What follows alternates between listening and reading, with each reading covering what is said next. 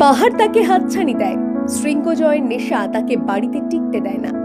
এবার Mount Everest জয় করে বাড়ি ফিরলেন বর্ধমানের সৌমেন সরকার। রবিবার ট্রেনে করে বর্ধমান পৌঁছন সৌমেন। এদিন তাকে সংবর্ধনা জানানো হয় স্কাউট অ্যান্ড গাইডস ফেলোশিপের পক্ষ থেকে।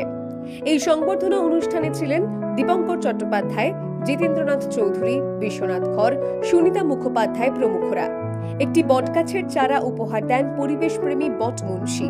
স্বেচ্ছাসেবী সংগঠন বর্ধমান ওয়েভের পক্ষ থেকে সৌমেনকে শুভেচ্ছা জানান অনির্বাণ হাজরা। শৃঙ্গ জয়ের প্রসঙ্গে সৌমেন সরকার জানিয়েছেন, 20 বছর ধরে তিনি পর্বত আরোহণ করছেন। ট্রেকিং দিয়ে প্রথমে যাত্রা শুরু করেছিলেন।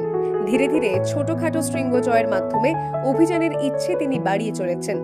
অবশেষে বিশ্বের সর্বোচ্চ শৃঙ্গ জয় করলেন।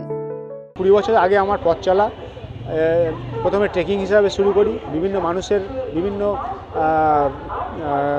যারা ব্যক্তিত্ব আছেন মাউন্টেনিয়ারিংয়ে, তাদের সান্নিধ্যে আসি এবং তাদের সান্নিধ্যে এসে তখন ইচ্ছে হয় যে আমিও পারবো বড় কিছু করতে।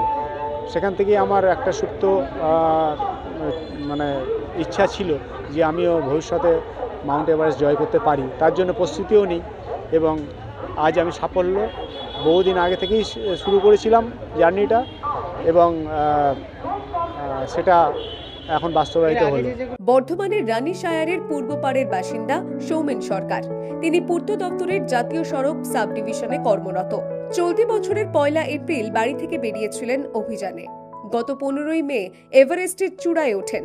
উত্তরাখণ্ডের নেহেরু ইনস্টিটিউট অফ মাউন্টেনিয়ারিং থেকে পর্বত আরোহণের ট্রেনিং নিয়েছেন সৌমেন। 20 বছরে তিনি দেশ বিদেশের একাধিক শৃঙ্গ জয় করেছেন। এভারেস্ট জয়ের আগে তিনি মাউন্ট লোৎসের দিকে যাত্রা করেন। 7 এপ্রিল বেস ক্যাম্প থেকে এভারেস্ট অভিযান শুরু করেন।